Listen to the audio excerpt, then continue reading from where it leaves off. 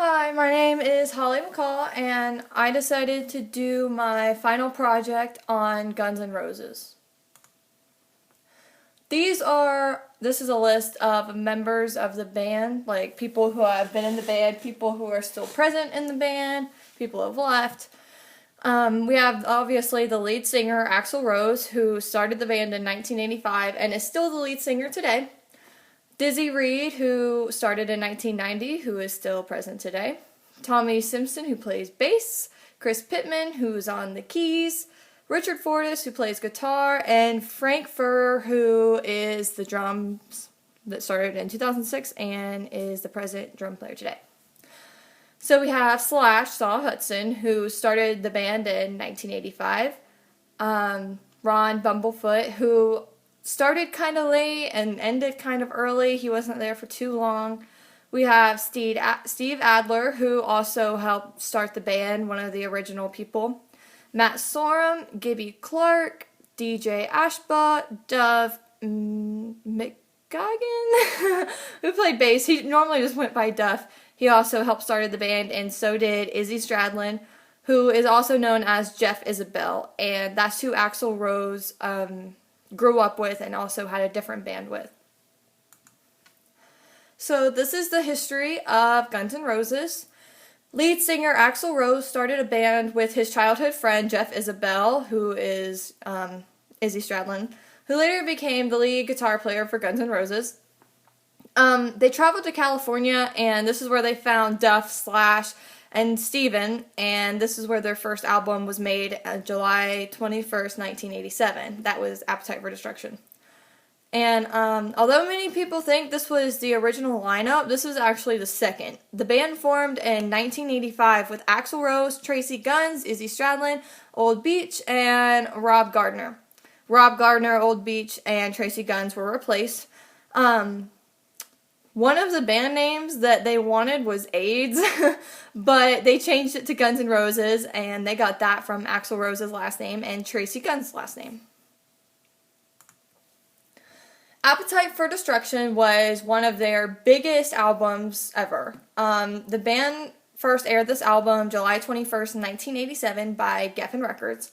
It topped the Billboard 200 and became the best-selling album in the United States at this time. It sold about 30 million copies worldwide and is now one of the best-selling albums in the world. Some say that it was one of the best-selling records of all time. I couldn't find an accurate source that said that it was the best-selling record of all time, so I can't really say 100% if it was the best-selling record. The three of their top songs that are still top songs to this day that were on the album is Welcome to the Jungle, Paradise City, and Sweet Child of Mine. There we go. Welcome to the Jungle, Axl wrote while visiting a friend in Seattle. There's actually a line in the song that's like, do you know where you are? You're in the jungle, baby, and you're gonna die. He actually got that line from watching a homeless man in Seattle, which I thought was kind of funny. Paradise City was wrote in the back of a minivan from a gig that they had just gotten back from. They were messing around on the guitar, and Axl started singing, "Take me down to the Paradise City," where the grass is green and the girls are pretty. And then Slash, on the second verse, came in and sang, "Where the girls are fat and they have big titties," which I thought was really funny, but Axl didn't approve of that, because actually Axl grew up in a church, so he didn't really approve of that in his songs. And the last song that was one of their tops was Sweet Child of Mine. This was made by Slash, actually. I mean, not the lyrics, but he made, the actual song. The beginning of it, the beginning lick, Slash used to warm up with. That's what the beginning is what he used to warm up with. And he eventually made a full song out of it. He literally made the whole entire song in 5 minutes. And then he showed it to Axl, and then Axl took a few days and wrote the lyrics. So that was pretty cool. This is a short biography of Axl Rose's life, which was very interesting in my opinion. He was born April 6th in Lafayette, Indiana, under the name of William Bruce Rose. Well, Axel's dad left him and his mom when he was 2 years old after he had sexually abused him. Axel didn't remember this, but he later found out about it. His stepfather came in his life and adopted him as William Bruce Bailey. And up until he was 17 years old, he thought his stepfather was his biological dad. He found some old records though that I think he might have found his old birth certificate that showed his last name, and he asked his mom about it and stuff like that.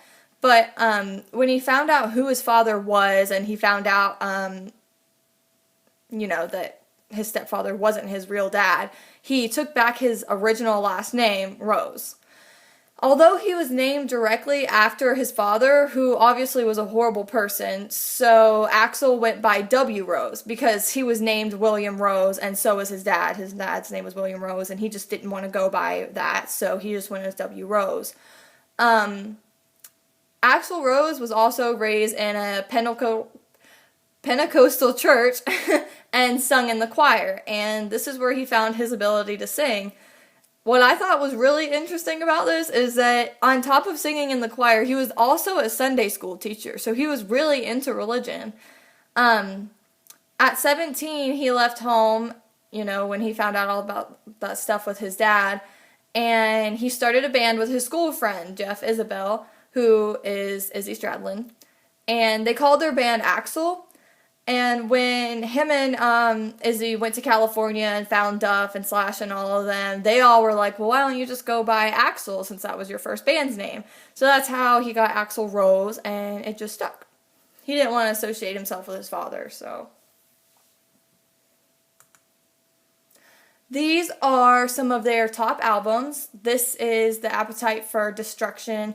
This was just top hits records, and this one was Use Your Illusions. I don't remember what this one was named. Something about spaghetti, though. And these are my citations.